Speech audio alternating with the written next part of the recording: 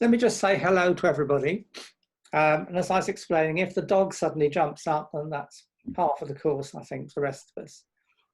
What I was hoping to do this morning was to say a few words about my experience of teaching science in other subjects, as well as how to get round it.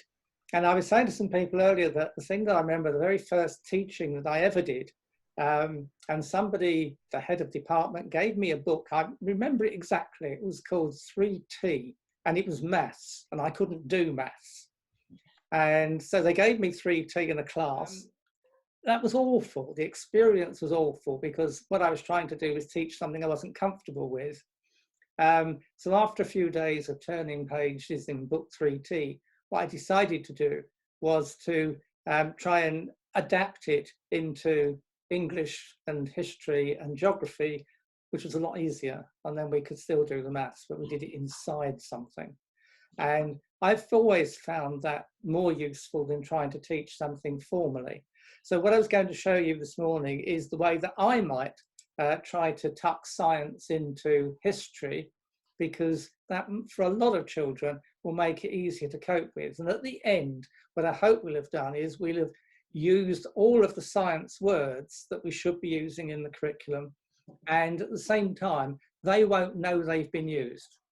So when you do, if you want to come on to teach science formally, those words will already be in their heads. And if you don't have time for the science, then what can happen is that you can say to Ofsted, look, I've already taught the science because it's embedded in the history, and the transcript we're going to send you will show you where it's embedded so you can prove it too. So what I wanted to do with that is to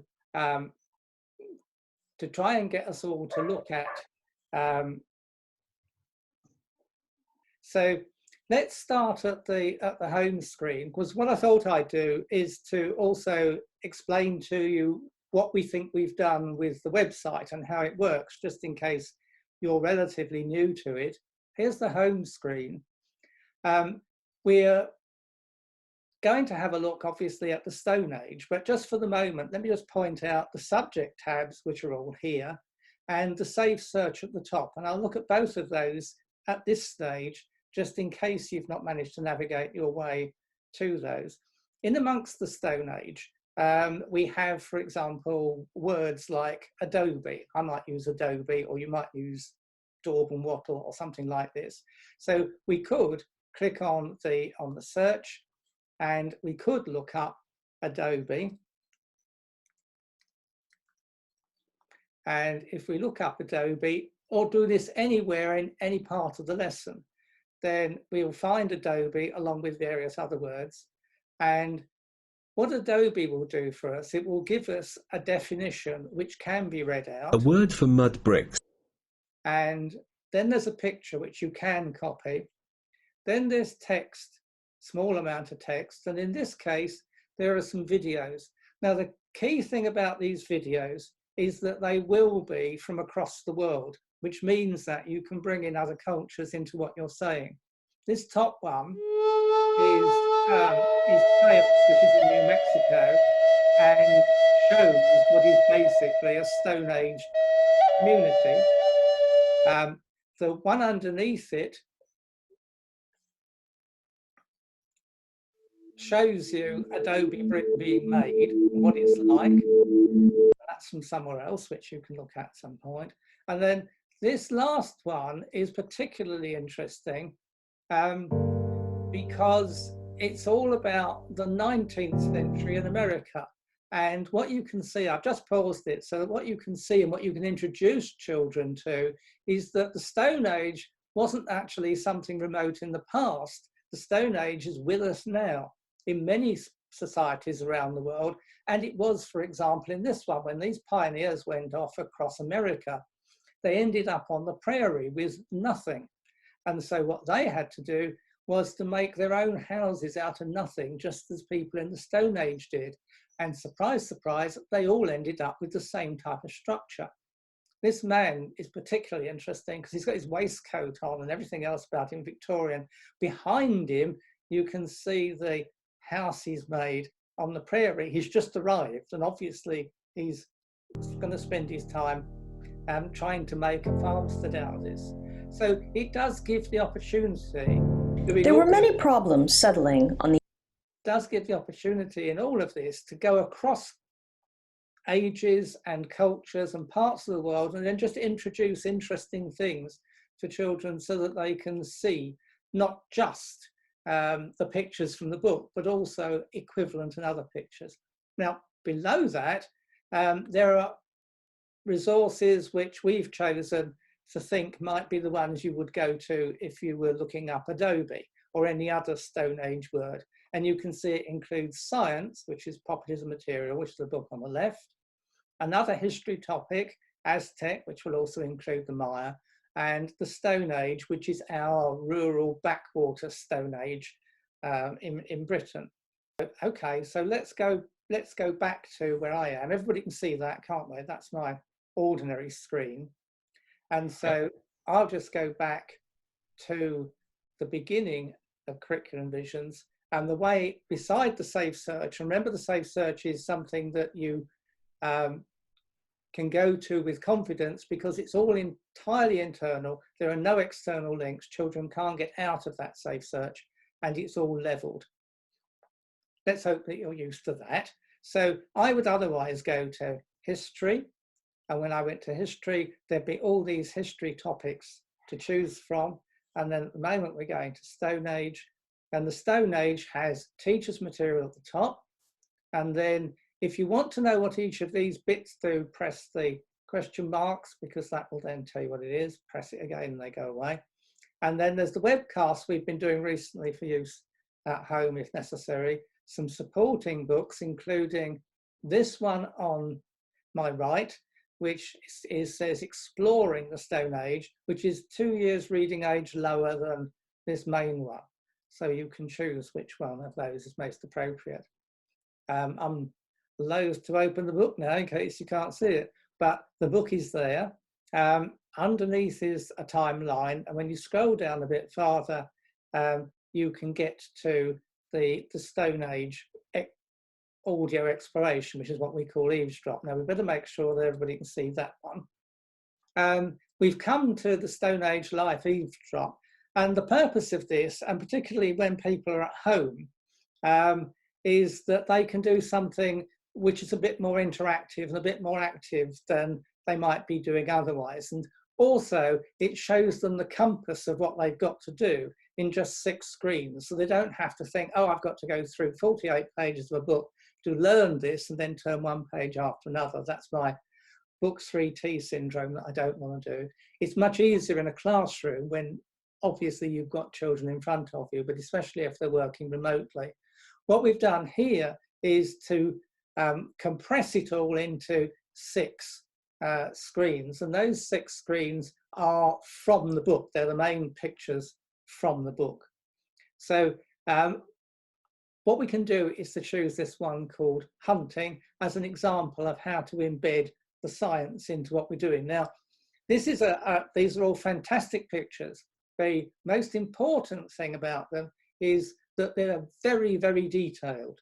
So you could simply say, oh, look, these guys were actually hunting and they were trying to kill this mammoth. Let's turn the page and do something else. And that would be a bit of a waste of this, because you can get fantastic amount of science out of it, as well as English and other things.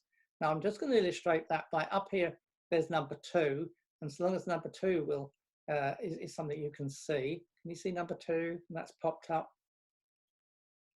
And then that gives us a man grateful for skins in a cold climate. And I can just play that so that you can hear that and how we're going to pick up the key words from that and see what we can do with the science.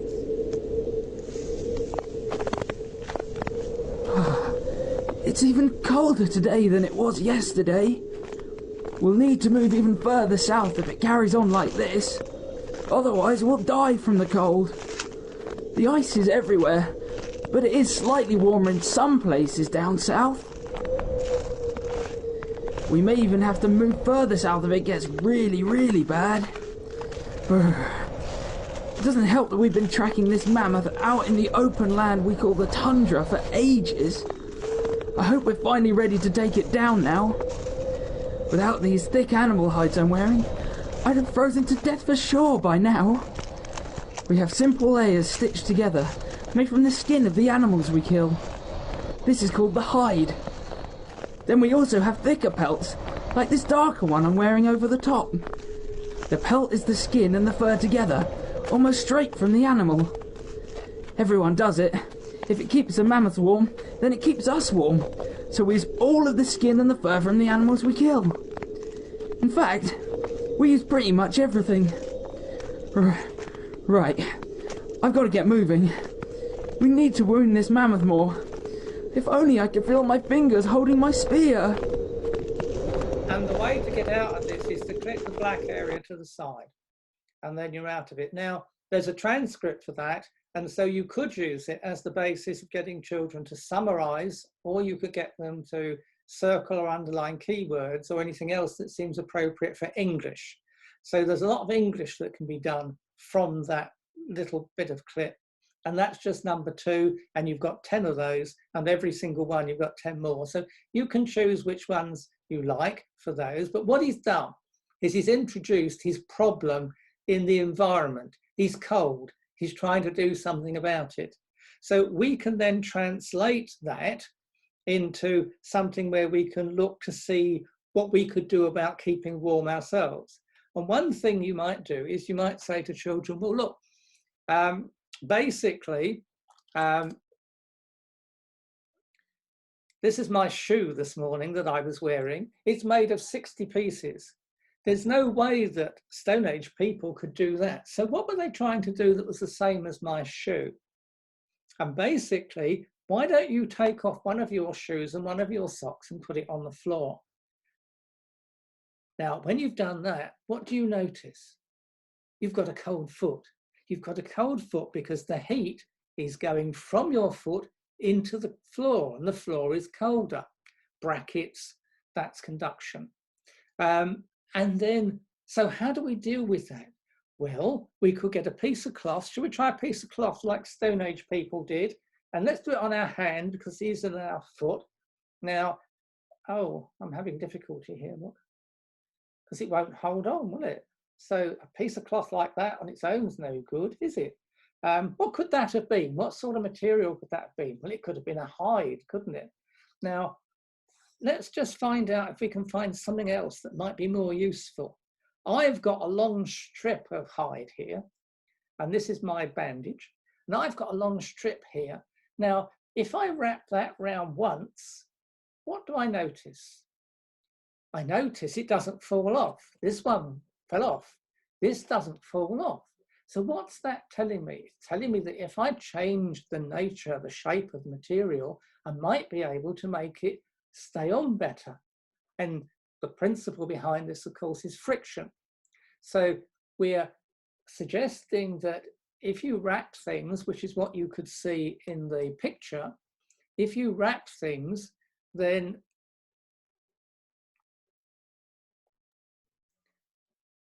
like that, then they're more likely to stay on. But they're not going to stay on their own entirely. They're going to need something else to help them. And so what you can do is you can introduce the idea of friction. But before we get on to that, what I also want you to think about is that you could say to children, especially if they're wrapping this around their feet once, what do you think? Well, it's slightly warmer, isn't it? Does it feel a bit more comfortable as well, does it? It does, doesn't it? We call that cushioning, don't we? Well, cushioning is spreading out the force between our feet and the floor. Let's do another one, another layer round. Now, is that more cushioning? Does that feel a bit warmer? If it does, then this material is doing two jobs, isn't it? This material is spreading out the weight of our foot on the floor so that if we stood on anything that was sharp or stones or something like that, wouldn't feel it so much. So that's spreading out the force. And at the same time, we've insulated our feet from the ground by putting material in between. In this particular case, I've simply wrapped it round. And if you look down at the picture of the Stone Age man, you can see he's been wrapping things around as well. Now, if he wrapped things around, then they might eventually, as he moved around, fall off, mightn't they? So what else could he use to hold things in place? Well, you could use some string. String's fine, but as you move around, you'll find that string won't allow something to stay in the same place. You've got to use something else. In this case, he was using the sinews from an animal that he'd slaughtered earlier, because sinews are elastic, they stretch. And you'll find that if you put something stretchy on a material, then it will hold it in place. Here's my elastic band, and I'm going to use that instead of a sinew. I'll just put it round here, and now that is not going to fall off at all, is it?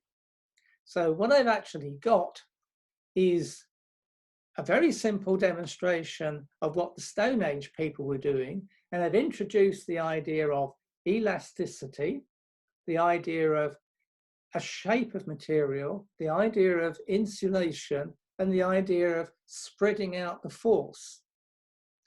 Now, you can obviously develop that idea, and here's another way of developing it, because we can also think about different materials. If this was wrapped around our body, then a sinew wrapped around it might be awkward. And anyway, we were looking in that picture at the Stone Age people, and they've got skins, whole skins. How would you hold a whole skin together? Well, you need something that will go through the skin, the leather. And so that material that you try to hold it together with will have to be harder. And wood is harder than the leather. So what you can do is you can use a piece of wood. But if you try putting a piece of wood, let's say this stick, through this material, it's not going to go, is it? So they didn't do that, did they? They had to think of something else. And what they did is they sharpened it, because what they've done by sharpening it is, and this is a toothpick to show, what they've done by sharpening it is simply to make it so that when you push with that toothpick, that point is going to separate out fibers either in the skin or in my bandage. And because it's tiny, you're also able to put more force per square inch, as it were, onto it to get it in. So you can do this rather than them, but you could then show, and it's quite easy to show, because we do it all the time with safety pins, but you can do it with this just to show that Stone Age people could do it just as well. And then we simply, in this case, just put it through. I'm going to do this in the way that I can see it, so I don't put it through me as well. But we've just used what is basically a bone and a Stone Age clip. So on our bodies, we could use this type of clip, and friction is holding that in place. If we pull against it, which is what we'd normally do, then that's going to hold in place. And that's something else you could do, which is slightly more sophisticated for children, is to do it the other way, and then they will find it comes apart, because you've actually done the clipping in the direction of which the pulling is taking place, as opposed to across it. So you've got lots of opportunities to do that with just the bandage round their feet. This one you can demonstrate, obviously they don't want to do that, but you can demonstrate that as well to show how simple brooches can be used, which is what all this is, or simple pins to hold things in place. And so that's developed really directly from just listening to that one little piece there. We've got the ideas of force, we've got the ideas of insulation, we've got the ideas of friction, and we haven't really used those words. What we've done is we've said, let's have a look and think about what that person's situation might have been and see if we can replicate it. Now, one of the things that I haven't done in that is to talk about stone. Stone Age was simply a time before metals. It wasn't a time when they used stone exclusively, obviously, and we probably just need to point that out. But it is a case in the top right where there's a guy here who is making a stone tool. I've got some stone tools here, but I wanted to show you how to describe those and other things as well. We also have videos on these. We've got a video on somebody, oh, it's me, holding these Stone Age tools. And we've also got a video of a mammoth tooth. And I think you could more usefully show that. Here's the mammoth tooth. And it's enormous and it's very heavy, but it's enormous. And I want to put at the side of it, and this is always something that's useful to do, an arrowhead from one of those spears. And clearly when you've done that, and you can do this using the videos, when you've done that, you can see that this little job isn't going to have much impact on that mammoth. So the mammoth can't be killed directly with the spear, which is what the person in that voiceover was saying, that in fact you've got to wear the animal out or just wound it and let it bleed to death. Killing animals in the past, I suppose nowadays as well, isn't a very pleasant process, but you could see more easily when you've got something like that it simply isn't going to do the job. But I've asked children to bring in a couple of stones. These are, so if stones are not the thing we're mostly using, because we're mostly using at the moment wood for spears, and we're using hides for keeping warm. So what could we do with stones? I mean, Stone Age does have stones, and we do use stones in it. I think the first thing is to notice that if you knock the stones together, they make a slight ringing sound, which means they're brittle. Now, brittle doesn't mean fragile, because obviously we use all the time, it's glass. It's not fragile, but what it does mean is that if we break it, push it together and make them break, then they will break along fracture lines, that is, they're brittle. So we're introducing the idea of something being brittle, but brittle doesn't mean fragile. It simply means it will snap. And there are many things that will snap, including sticks. So we've introduced the idea that things can be brittle. Here is a real axe, a real Stone Age axe. Again, this is in the video, so you can see it in the videos. And that one is about 10,000 years old.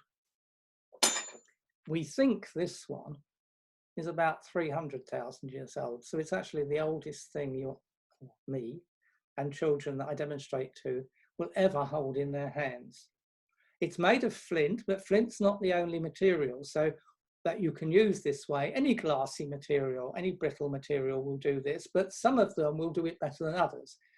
Those which are more glassy will work better. So here you can see that somebody has managed to make that shape. Well, how do they do that? Well, they knock it like this, which I'm not going to do, obviously, to make it change shape after 300,000 years.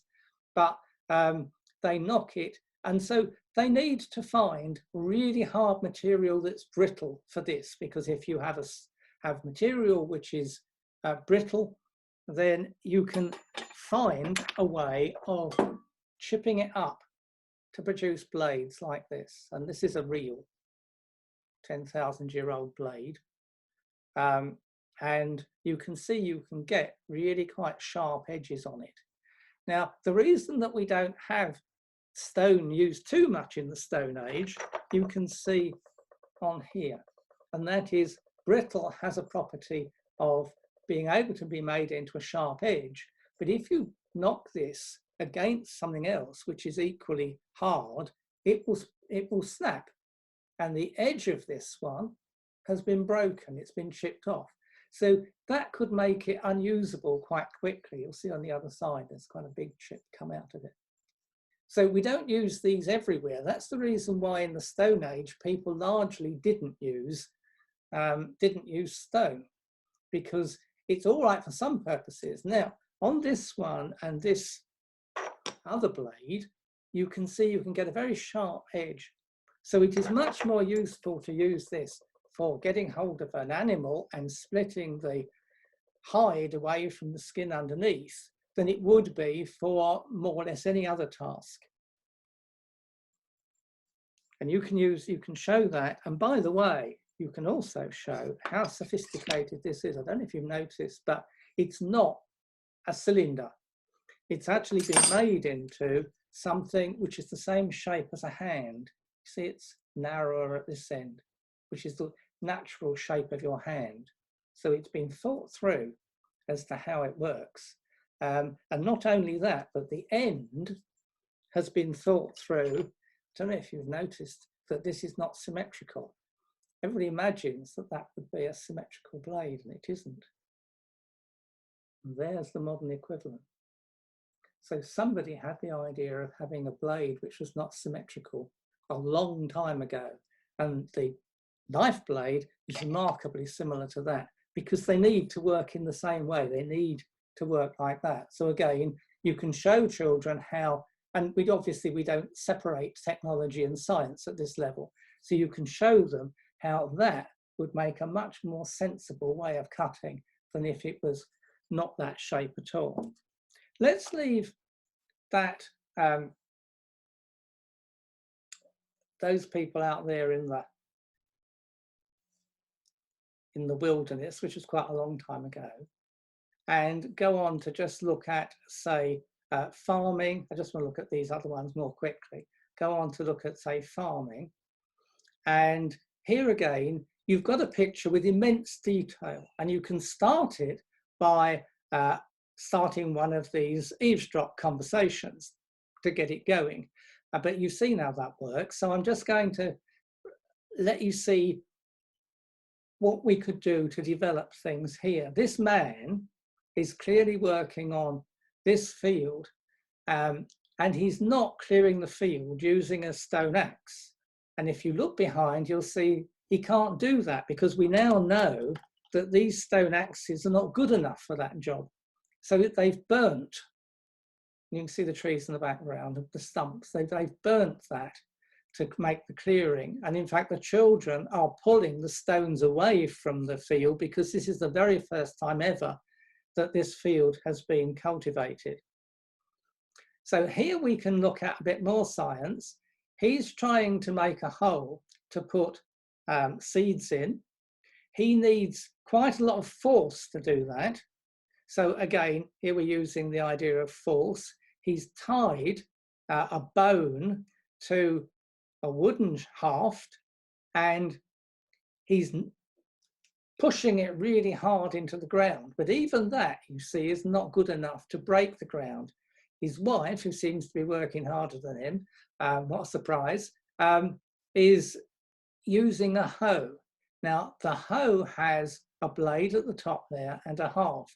And as you can see, it's also got this sort of sinew holding the two together. And you might like to ask why that is. It's very difficult to tie things together using what was available, leather and so on, and make it really rigid. So as a result, if you simply tied it across there and then used the hoe onto the ground, then the blade would give and it wouldn't go in. So because you're making that into a big arc and pulling it down, then as this blade tends to move outwards, so this sinew, as it were, this piece of leather, is stopping it from doing that. So there's a very clever bit of technology in this Stone Age tool. Also, again, the lady is she's swinging it, and therefore she's putting extra force in and breaking up the ground. So however you look at it, every part of this, you can look at every single part and say, how are they doing it? Why are they doing it? Why is he using bone and not wood?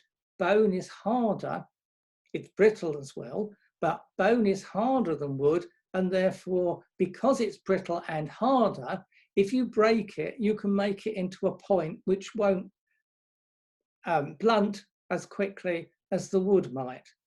And so you can move on again to the idea of hardness, because if you take your toothpick, and another piece of rock, this is my sanitized piece of rock from the garden, and then you simply scratch it, you will find that the wood becomes blunt very quickly.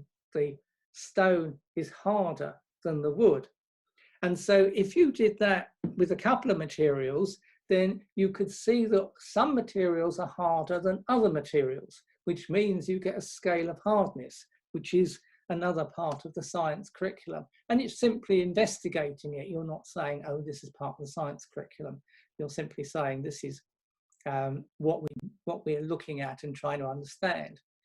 Here's another one, which I just want to go on, look at quickly, which is to do with homes.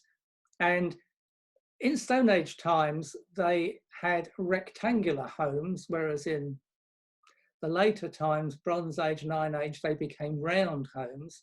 But the same principle is there. What are you going to do? Here, we've got a load of stones which are irregular shapes, and they don't easily pile up to make a wall. So they've used the frame and they filled it with daub and wattle. And I've got some daub and wattle, or a version of it here. I've just been out in the garden, and this is soil out in the garden. And if you put water to it, you'll make it into mud. Now that's the same as the adobe we were looking at before. And what you'll find is that if you make this into adobe, and it's on the sheet, so I've explained how to do it. And if you make it into mud and push it into a former, turn it upside down and let it dry, it will crack and it will become really not very useful. Whereas if you take some lawn cuttings, which is off my lawn, and you mix it all up, then the fibres will be intermeshed with the clay. So the hard clay will then be reinforced with the fibres. And although the fibres themselves are not strong, they won't easily break. And if the clay cracks, then they will hold it together. So this is an example of a reinforced material. So you've already dealt with what basically would be reinforced concrete from the Stone Age. So you've got very simple material, and children like doing this, by the way, and you might imagine making mud, sticking it into a plastic former and turning it up and it dry, and then making walls from it. But the reinforcing material is the same as the daub and wattle that you saw on the picture. So you can easily make daub and wattle, or adobe as it's called in different circumstances, if you want to. And down here's more materials to look at, because this one is obviously using two stones. If you get the right two stones again, then what you can do is you can make a spark. And so we've got the fuel and something to make a spark with, the tinder and the correct stones down here to make a spark.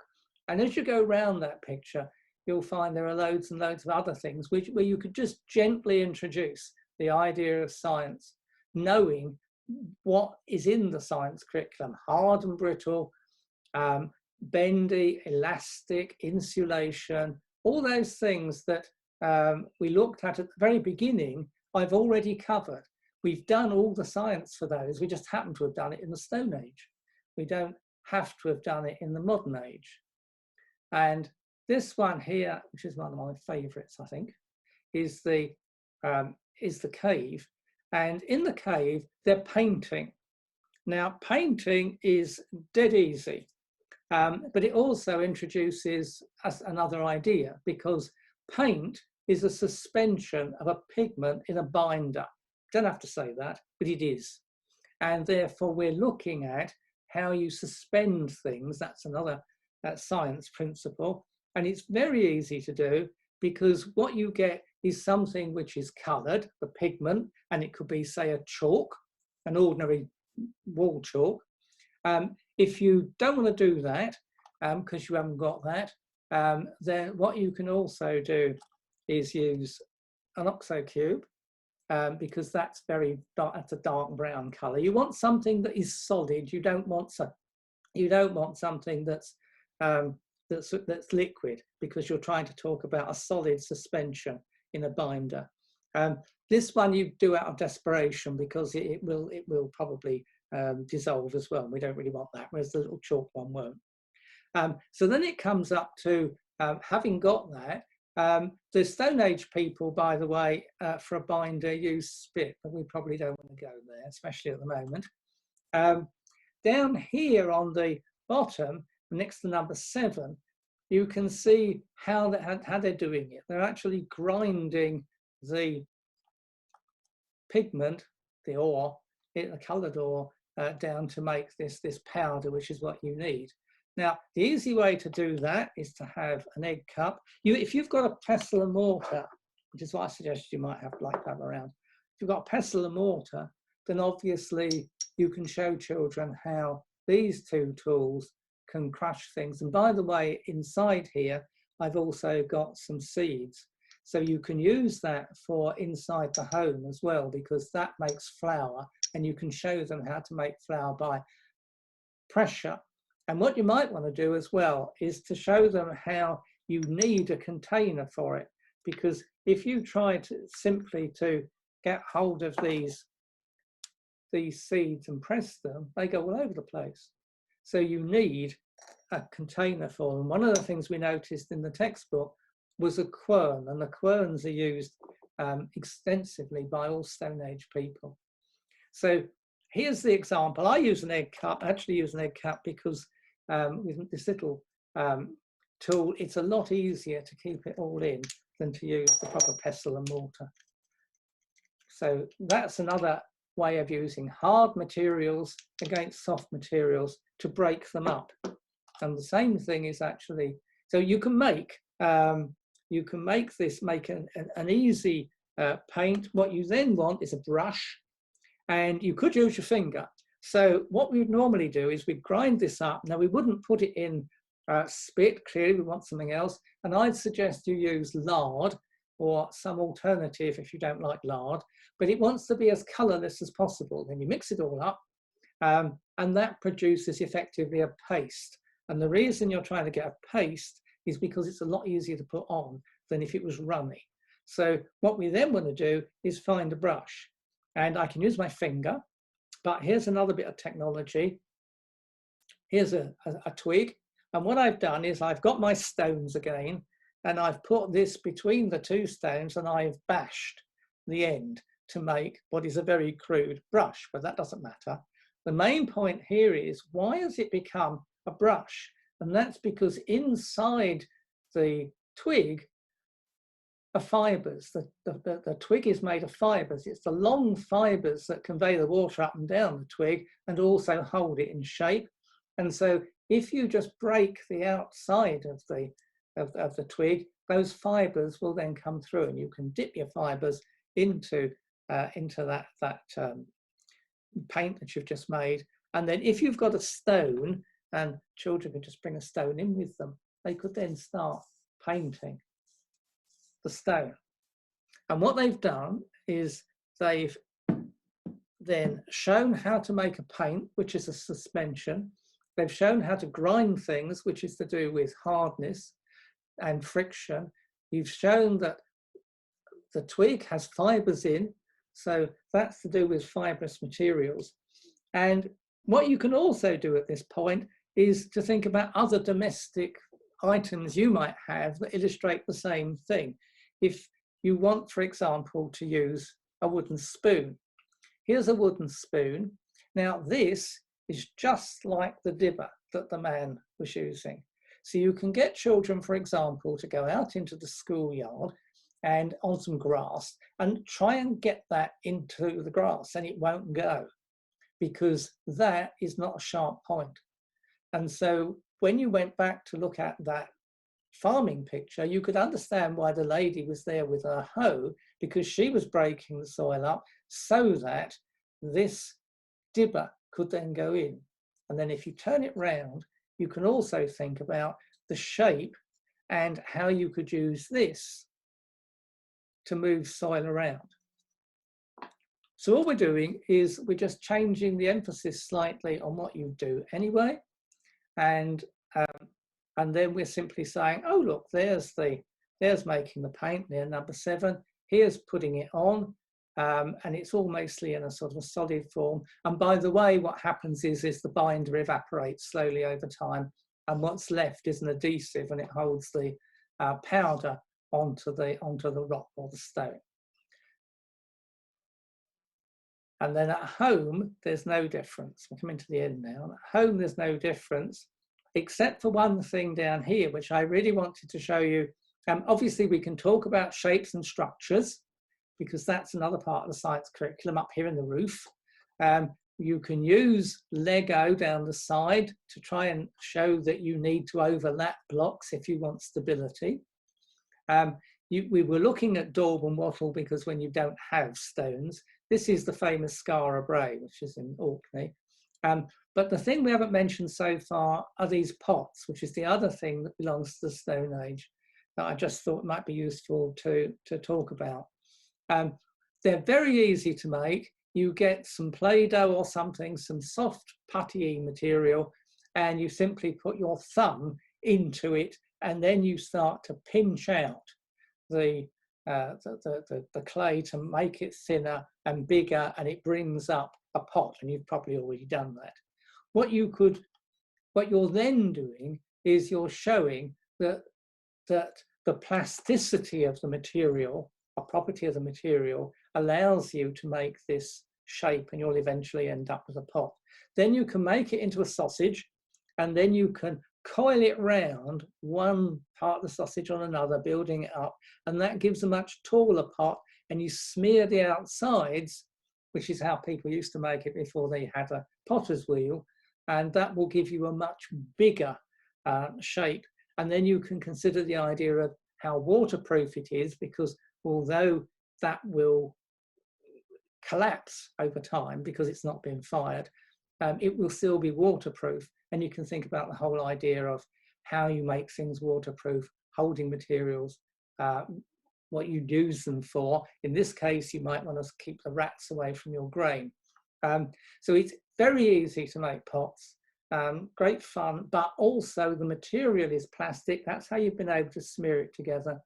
And then the last thing of all is that if you leave one of these pots around, of course, it will disappear. But we do find bits of pot, and that's because people in the past accidentally found that if you dropped your pot in a fire, it would act like a kiln, and you would then change it into pottery. Now, that's an example of material which has become irreversible. If you got hold of your original bit of pot, your bit of soil, and you just squidged it, then it would all fall apart again. So that's a reversible thing that you've done with that material. If you bake it, then you'll have done something irreversible. And in this particular case, you'll have caused it to fuse, which means that it will not then react with water, which is why it hangs about, which is why we can then find it nowadays as a piece of evidence of Stone Age times.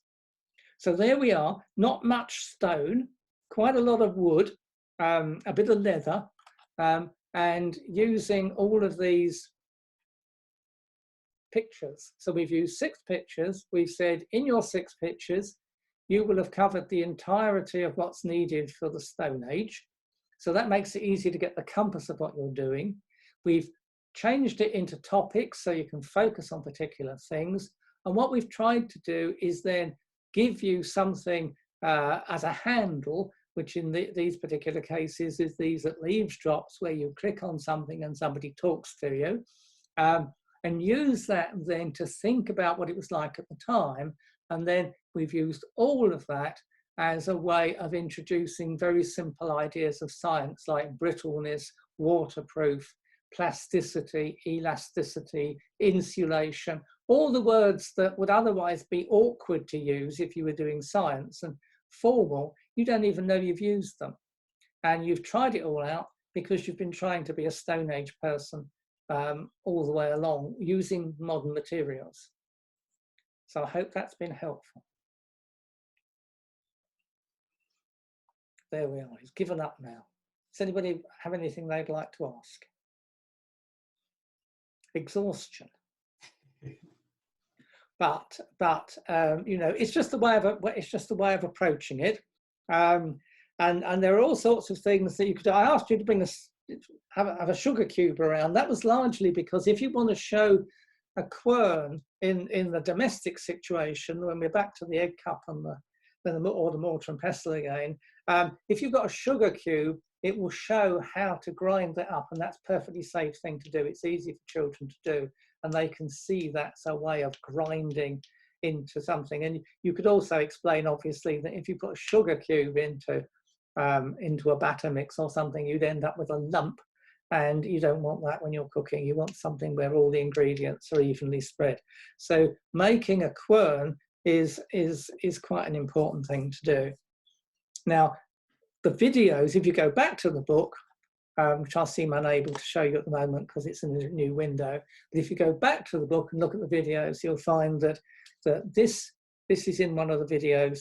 The mammoth's tooth is in the videos, and more or less everything else is in the videos. So you can just scatter it around as you fancy and use whichever bits seem to be appropriate. And I'll put my shoe back on. What we always say, if we've missed anything, it doesn't take long to write the books. It takes a lot longer to do this task than it does to write the books. It's very important that we get feedback, especially now when you might be having a difficult time getting children to do things, and after 7 weeks they might have sort of learning exhaustion. I mean, I always do.